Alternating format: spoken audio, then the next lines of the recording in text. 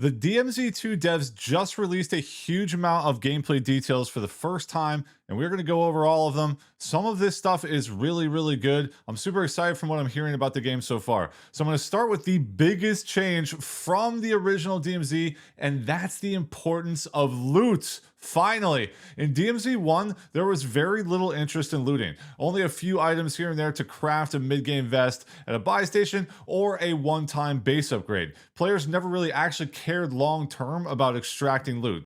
This core gameplay principle made DMZ feel more like a battle royale than an actual extraction shooter. Well, DMZ2 is actually pivoting to be a real extraction shooter this time around and putting a huge emphasis on extracting loot. And not just guns and vests like in DMZ1, but all of the previously worthless loot items will now have their own use back in the main menu with the new 3D printer. This is where players can craft new items prior to loading into a match and use the valuable loot that they extracted from their previous matches. This is such a big deal because now looting actually matters, and how much loot you accumulate in your stash back in the base effectively represents a level of wealth, power, and character progression. So previously in DMZ1, all loot just disappeared magically when you extracted, with the exception of guns and gear. Now every single piece of loot matters and every extraction matters because crafting is done in your home base.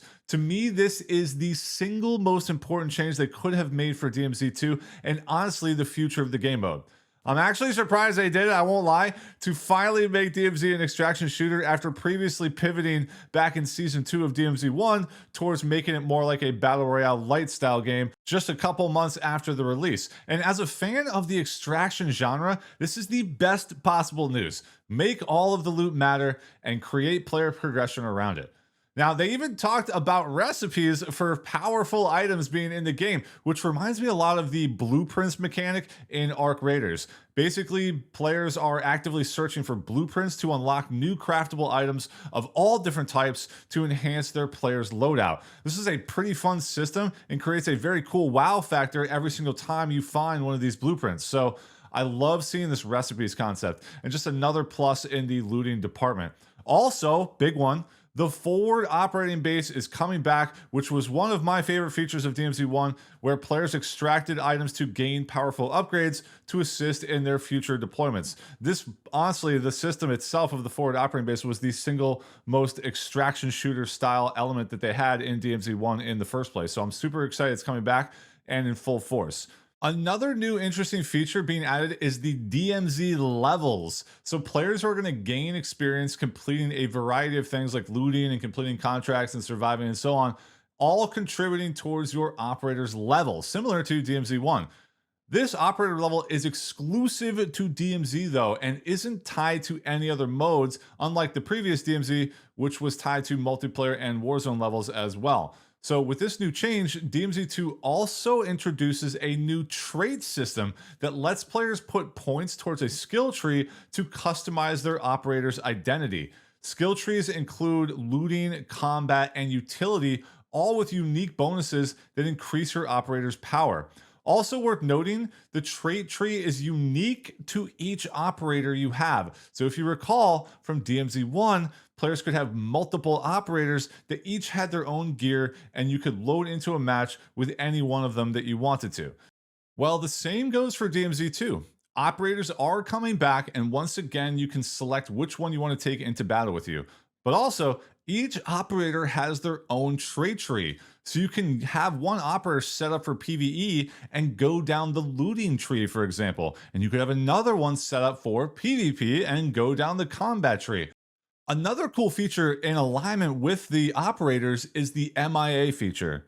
When your operator gets taken out on the battlefield, players can rescue that fallen soldier, bringing them back to the main menu operating base. This is allowing you to continue on with that character's progression through the trait tree. The more powerful that your operator was at the time of getting knocked, the more expensive it is to rescue them. So I think this is a very, very cool feature. It gives players more investment in the operator, which should make them weigh important combat decisions more. Like, should I really go full blast PvP right now? For example, one of these things that DMZ1 failed at was that players basically never cared if they died. So it really pushed the needle even further towards PvP all the time. And it seems now in DMZ2, players may feel less inclined to full send every single player that they see, and they might actually have to consider the consequences a little bit more. I really, really like that a lot. Having a new twist on the operators is pretty cool. I will not lie. I will say this. I am a little hesitant about the idea of multiple operators coming back.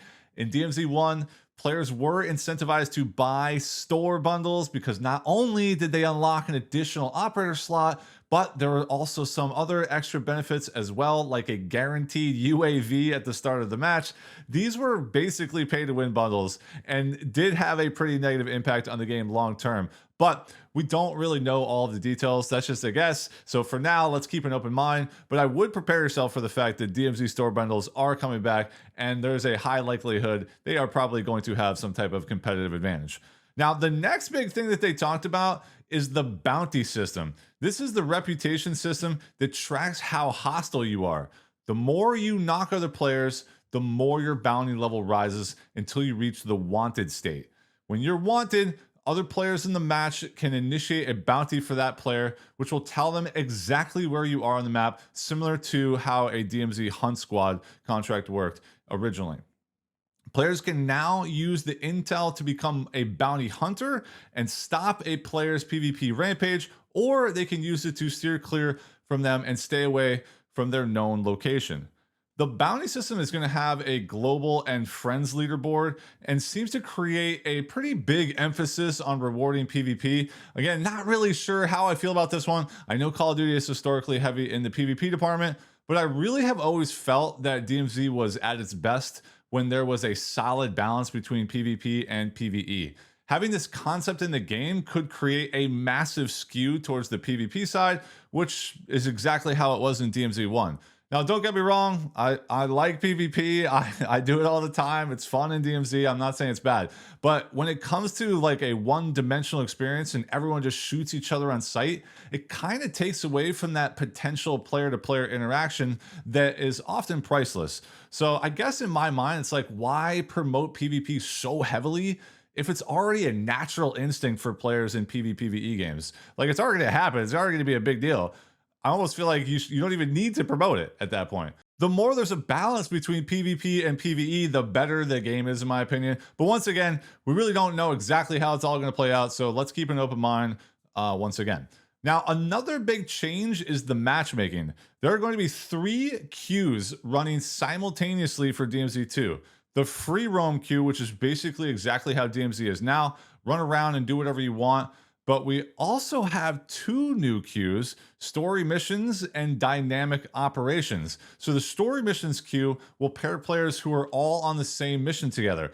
We don't know a lot about this, but my understanding is that it's pairing players in your own squad that have the same mission, not the entire server, including enemy teams in the same mission. That would be a nightmare if the entire server was all fighting to complete the exact same mission. Also, this is not a PvE mode either, just to be clear. Just simply pairing random squad mates together that share a mission. The other new queue is the dynamic operations queue, which is like a more advanced and randomized contract system from DMZ1. I think these are actually going to be pretty cool, more complex and interesting variations on the old contract system that sends players around the map to complete randomized objectives. This one's very, very cool. With both of these, though, these new matchmaking queues, we're going to get a little bit more info on these in the coming days. By the way, this brings us to the new map, Hyjin. I'm probably saying that wrong, is the large singular DMZ map that is set in a tri-point area bordering Russia and the Korean Peninsula. The map looks pretty cool, and I like that it's a large-scale map, but the question is, are there going to be more maps added throughout the year? My guess is yes. I mean, they're likely to follow a similar update style as they did with DMZ1. Also, as we talked about before, the map is not only ever-changing with the AI enemies, and then getting harder and harder as time goes on, and the dynamic contracts, but also with the weather. So Hyjin will bring some really, really cool weather effects that are going to get more and more severe as the match goes on. So, for example, the rain gets heavier and heavier as you get closer to the final exfil, which is kind of cool. Ramps up that intensity. As always, I am a huge fan of multiple weather effects. This is a big deal to me. It may seem like a small thing, but I think it's a big deal. When you play the same map 100 times or more, the more these little dynamic weather effects are taking place, the more it makes the experience feel less repetitive. Honestly, overall, this is about the best case scenario I could have asked for DMZ2. Most notably, the big changes to looting and crafting are going to make every infill and extraction matter. I cannot stress enough to you how important this fundamental gameplay change is for me for DMZ. And seeing all the new details has got me super, super excited, way more than I was before. I was definitely a little skeptical. And I still have a little concerns here and there, as we talked about in the video, but overall, I'm really, really excited. And I hope you are too. I hope you're feeling the same way. Thanks so much for dropping a like on the video. And if you're interested in more DMZ2 content, we're going to be covering it for the life of the game, obviously. So make sure to drop a sub, and I will catch you in the next one.